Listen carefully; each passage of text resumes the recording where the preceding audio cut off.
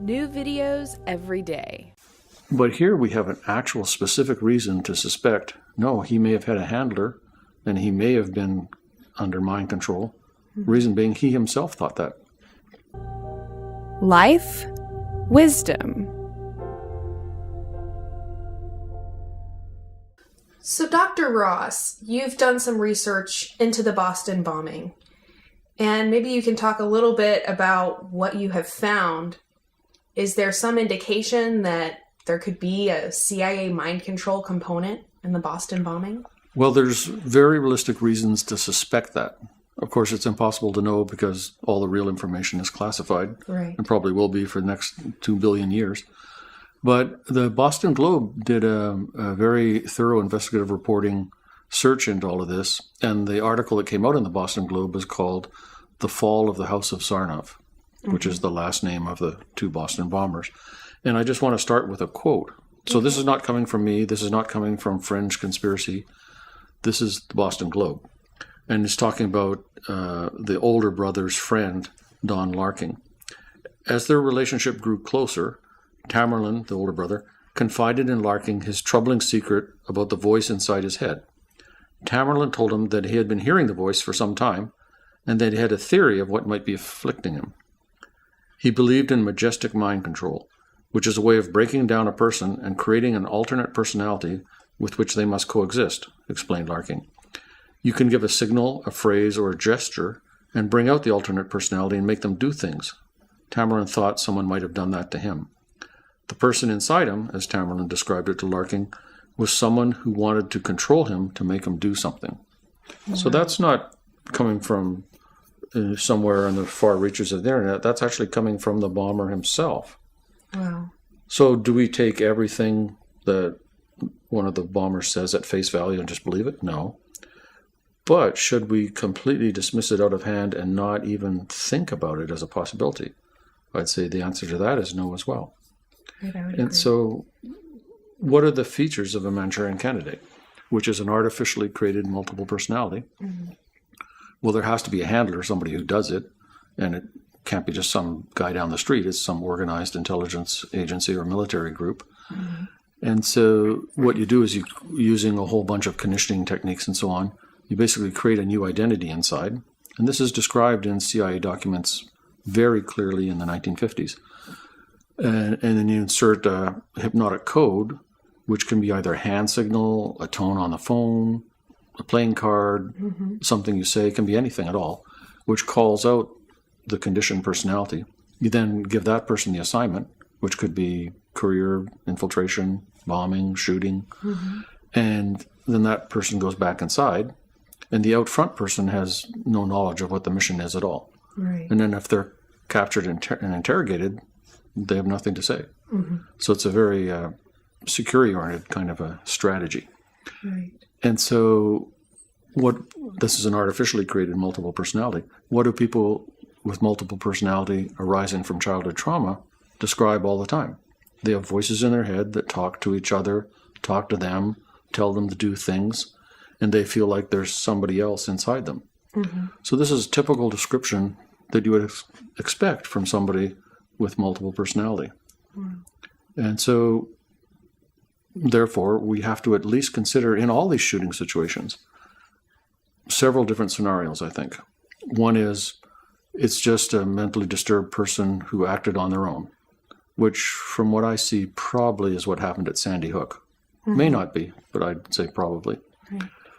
Then we have a mentally disturbed person who may or may not have acted on his own, which then we could think about the Colorado Aurora movie theater shooting. We could think about Gerald Loeffner. We could think about Virginia Tech. But here we have an actual specific reason to suspect, no, he may have had a handler and he may have been under mind control. Reason being, he himself thought that. So then there's in the article, there's a lot of other discussion about how he told his relatives knew about it and various friends and neighbors knew about it. And his mother even chatted with a doctor about it. Right. So it wasn't just one person reported this.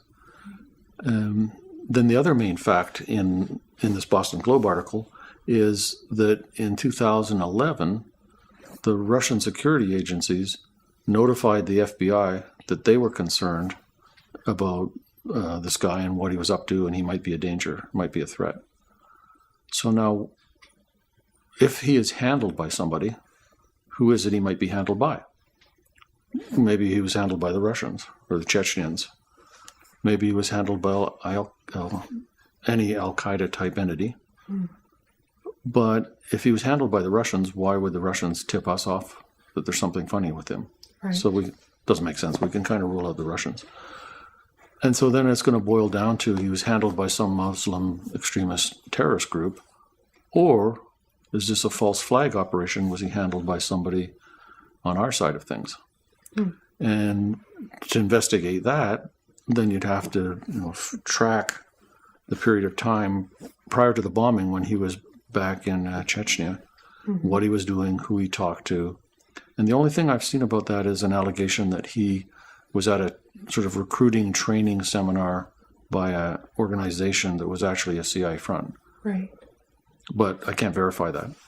Well, that's interesting because I think that I heard an interview where their mother was describing that the FBI and her sons had a relationship, that there was some relationship with them going back a couple of years. I don't remember exactly how many, but a couple of years prior to the bombing occurring, that there actually was some correspondence between them and the FBI already. They were already on the radar, at least.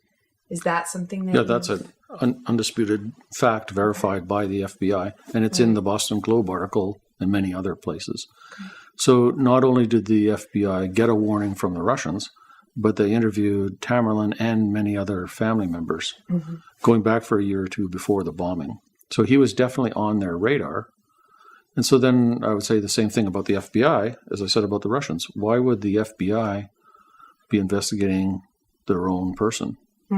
So that would make me think if he was controlled by somebody stateside, it either was some compartmented section of the FBI or it would have been the CIA or somebody else. Well, would it be possible theoretically that this, questioning and so-called keeping an eye on him that the FBI was doing prior to the event? I mean, is it possible that that could have been the handling in itself, or at least a part of that this relationship between Tsarnev or the Tsarnev boys and the FBI is, we don't really exactly know what was going on between them. We just know that there was indeed a relationship. Right. We know there was a relationship for sure of some kind. And then you can just create all these possible scenarios, all of which are possible. But then we can't really rely on the mainstream media to investigate them because the mainstream media doesn't go there. Right. And then if we look at the alternative media can be extremely sober, sound, responsible, or can be kind of off the deep end sometimes. But either way, the alternative media doesn't have access to the classified information. So in the end, the public never gets to know because it's all hidden behind national security. Well, wouldn't minimally it be a little remiss on the part of the FBI that they were keeping tabs on them a year or so prior to the event and didn't catch it? I mean, Well, the argument there is there's lots and lots and lots of people that the FBI is tracking all the time. And it's extremely hard to spot these people. And there's just no way to catch them all. This is the big problem with, if the Russian army is mobilizing and trying to evade Crimea, then we can just look from satellites and have reporters on the ground, and we know the Russian army is there. But a 1 or 2 man operation on its own, incredibly hard to detect. And then especially if it's actually being handled and run by somebody else. I don't really fault the FBI for that particularly. Unless, of course, they were knowingly ignoring it. So where could you direct people? I mean, obviously all of the documents that would really reveal the truth to us are highly classified. But is there any kind of resource or reference you could direct people to if they wanted to do some more research into this event? Well, the good starting point is just the Boston Globe, the fall of the House of Tsarnev, which is within the last 6 months. It's quite easy to Google. And then, we've done several videos looking at these shootings and other violent acts. We did one talking in general about this Manchurian candidate kind of scenario, and then we did one specifically on the Aurora shooting. What maybe, your perspective now, all the research you've done on the CIA mind control experiments that were going on in the 60s, all of this different, kind of specific instances of violence that you've looked into. I mean, what's your overall impression of, the CIA, for instance, or, Well, my impression's twofold. Threefold, actually. What's going on behind the curtain of national security, I have no idea. And never will, which is true for all civilians, and probably most members of Congress and the Senate. So on the one hand, I always say that without the CIA and the U.S. military, I probably would have died in Gulag back in the 70s because Russia would have come over the pole, taken over Canada, and I would have been some kind of radical intellectual who needed to be imprisoned. And there's no way that Canada by itself could have prevented that. So that's one view I have. And then the other view is, well, that doesn't give the license to any member of the intelligence or military communities to just do anything and everything. Mm-hmm. And if they actually are doing false flag operations, that's completely outrageous. And the public needs to at least consider that. Right. Not jump to certainty when we don't really know, but at least consider it. Mm-hmm. And one of the sort of check marks on the list, if I'm looking at a situation like the bombing, well, does the guy have amnesia? Does he hear voices? Does he say that he's been controlled by somebody? Is he concerned that he's controlled by somebody? And is there any evidence of connection between him and intelligence agencies? But then another thing I look for is, did he go on a surprisingly long trip within a year or two prior to the event? And the guy who shot Harvey Milk, same thing. He disappeared off the radar for 9 months and was amnesic for that 9-month period, a year or two prior to shooting Harvey Milk. So, number one, why would that happen? Why would that just randomly be in the background of the story? Right. And then the other connection is always follow the money, which you can't follow because it's all secret and hidden. Mm-hmm. But how did these guys pay for these extended trips to multiple countries? Right. And that applies to the Tsarnev brothers. How did Tamerlan just all of a sudden go to the travel agency, buy a return trip ticket, go over there, support himself for 9 months? Well, maybe he lived with relatives.